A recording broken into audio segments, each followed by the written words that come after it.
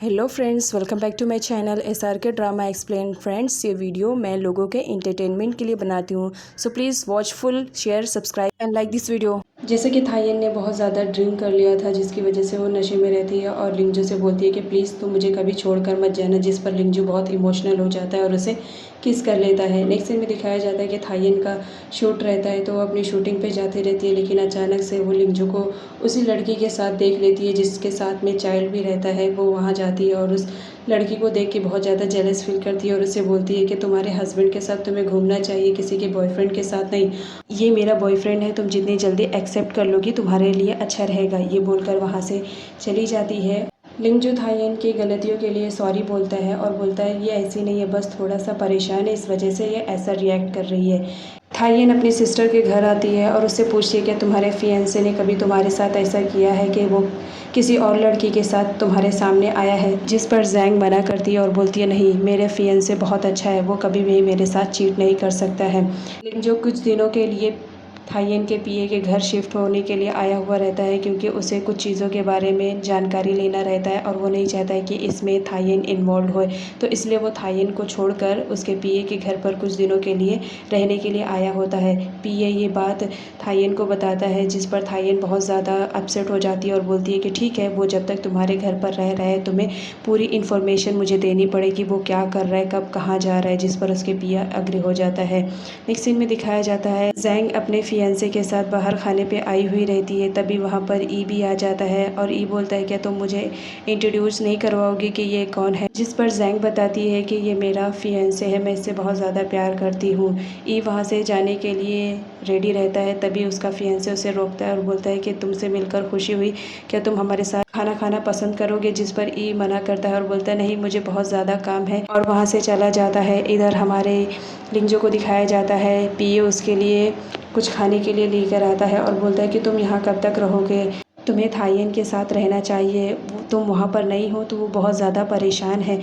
पीए एक एक इन्फॉर्मेशन थायन को बताता रहता है कि आखिर यहाँ पे क्या हो रहा है। नेक्स्ट सीन में दिखाया जाता है दोनों बहनों की साथ में शूटिंग रहती है, जिस पर थायन बहुत ज़्यादा एक्साइटेड रहती है, क्योंकि उस शूटिंग में उसे अपनी बहन को थप्पड़ मारना रहता है, तो बहुत ज़्यादा एक्साइटेड रहती है और ज़ोर से अपनी बहन को थप्पड़ मार देती है, जिस पर जैन बहुत ज़्यादा उसे चिल्लाती है कि तुमने मुझे बहुत ज़ोर से स्लैप मारा, जिस पर थायन सॉरी बोलती है और बोलती है कि बस ये तो एक शूटिंग थी, बस मैंने एक्साइटमेंट में मार दिया, सॉरी, हाँ छोटी बहन, वो समझकर मुझे माफ़ कर देना। जैंग उसे छोटी बहन समझकर माफ़ कर देती है। नेक्स्ट सीन में दिखाया जाता है कि पीए लिंगजो के लिए कुछ खाने के लिए लेकर आता है, जिसमें उसने मिर्ची बहुत ज़्यादा डाला था, तो लिंगजो को मालूम पड़ जाता है और वो उससे बोलता है कि ये पहले तुम खाओ, क्योंकि ये डिलीशियस लग रहा है। ना चाहते हुए भी पीए को वो डिश खानी पड़ती है, जिसमें बहुत ज़्यादा मिर्ची भरी हुई थी। खाने के बाद उसके मुंह में आग जलने लगती है, बहुत ज़्यादा परेशान हो जाता है और उसके बाद वो सीधा थायन के पास आता है और बोलता है कि प्लीज़ तुम उसे हैंडल करो, मेरे घर से उसे जल्दी से लेकर आओ, मैं नहीं जानता हूँ वो कब तक रहेगा और किस मकसद से वो यहाँ पे आया है। जिस पर थायन बोलती है तुम फिक्र मत करो, कुछ दिनों में मैं उसे रिटर्न बुला लूँगी, अभी वो मुझसे नाराज़ है क्योंकि हम दोनों के बीच में फ़ाइटिंग हुई थी ना, बस इसी वजह से, तुम फिक्र मत करो, कुछ दिनों में मैं उसे ले आऊँगी। इधर हमारी थायन और जैंग दोनों बात करते रहते हैं, जिस पर जैंग उसे बताती है कि ली ने मुझे प्रपोज़ किया है, जिस पर थायन बहुत ज़्यादा खुश हो जाती है और उसका फ़ोन लेकर चुपके से ई पर मैसेज कर देती है कि हम लोग शाम को कॉफ़ी पियेंगे। जैन को ये बात मालूम पड़ती है तो उसे बहुत चिल्लाती है कि तुम बेवजह मेरा फ़ोन मत यूज़ किया करो, अब तुम्हें मालूम है मुझे उससे मिलने के लिए जाना ही पड़ेगा। छोटी बहन बोलती है क्या करूँ, छोटी बहन हो ना, तो थोड़ी बहुत शरारत तो करनी बनती है। उसके बाद दोनों वहाँ से चले जाते हैं। ई वो मैसेज देखता है, बट वो काफ़ी देर के बाद देखता है।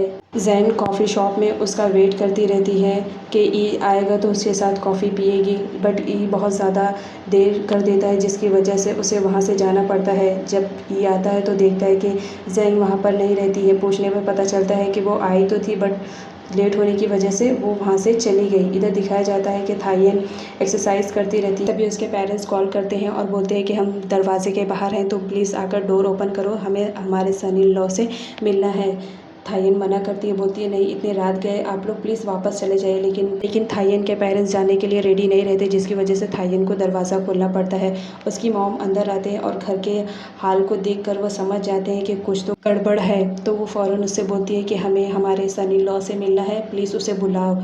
थायन तो पहले मना करती है, उसके बाद बोलती है ठीक है, मैं बुलाने की कोशिश करती हूँ। वो जाती है बाहर, फटाफट कॉल करती है कि लिंजो को कॉल लग जाए, बट लिंजो को कॉल नहीं लग पाता। उससे पहले उसके पेरेंट्स आ जाते हैं और वो उसके कमरे में ज़बरदस्ती घुसते हैं। तभी अचानक से देखते हैं कि उनका सन इन लॉ तो कहीं गया ही नहीं, वो तो वहीं पर कमरे में था, बात ले रहा था। ये देखकर तो थायन शॉक में हो जाती है कि ये आया तो आया कहाँ से। पेरेंट्स के जाने पर वो उससे पूछती है कि तुम यहाँ पर कैसे आए, मैं तो तुम्हें कितना कॉल कर रही थी बट तुम कॉल रिसीव नहीं करे। तभी वो लिंजो बोलते हैं कि जब मैं आया था तो मैंने तुम्हारे पेरेंट्स की बातें सुन ली, जिसकी वजह से मैं सीधा वॉशरूम में चला गया और तुम्हें बचा लिया। इधर दिखाया जाता है जैंग का शूट होते रहता है और वो शूट करती है। आफ्टर शूटिंग वो थायन के पीए के पास जाती है और उससे पूछती है कि थायन आज शूटिंग पे क्यों नहीं आई है, जिससे वो बताता है कि थायन आजकल बहुत ज़्यादा डिप्रेशन में रह रही है, इस वजह से वो शूटिंग के लिए नहीं आई है। नेक्स्ट सीन में दिखाया जाता है थायन एक जगह बैठी रहती है और लिंजो से चैट करती रहती है। वो लिंजो से चैट करने में इतना ज़्यादा बिजी रहती है कि उसे कुछ खबर ही नहीं रहती है। वहाँ पर एक कोई पर्सन आता है जो स्ट्रेंजर रहता है, उसे लगता है कि वो लिंजो है, बट वो जब बैक साइड पे पलटती है तभी वो स्ट्रेंजर उसे बेहोश करके वहाँ से लेके चला जाता है। लिंजो की हार्ट बीट बहुत ज़्यादा तेज़ हो जाती है, जिसकी वजह से वो थायन पर कॉल करता है कि थायन कहीं मुसीबत में नहीं है। थायन कॉल नहीं उठाती है तो वो जैंग से पूछता है। जैंग को भी ये बात मालूम पड़ जाती है कि थायन किसी मुसीबत में है। वो दोनों फ़ौरन थायन को ढूंढने के लिए निकल जाते हैं। लिंजो उसके फ़ोन को ट्रैक करते हुए उस जगह पर पहुंच जाता है जहाँ थायन को किडनैपर ने रखा था। वो उस जगह पर जाता है तो किडनैपर कोई और नहीं प्रोफेसर रहता है। उसने ही थायन को किडनैप किया हुआ रहता है।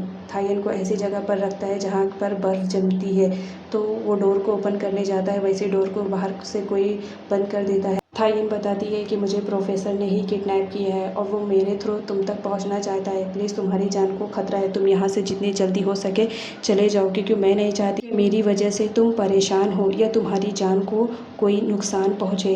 वो ये सारी बातें लिंजो को बताती रहती है। लिंजो बोलता है तुम फिक्र मत करो, मैं सब कुछ संभाल लूँगा। दैन ये बात ली को भी बता देती है कि कुछ टाइम से थायन मिल नहीं रही है, लग रहा है वो किडनैप हो गई है, प्लीज़ तुम मेरी मदद करो थायन को ढूंढने में, जिसमें ली उसकी हेल्प करता है और थायन को ढूंढने में फ़ौरन जुट जाता है।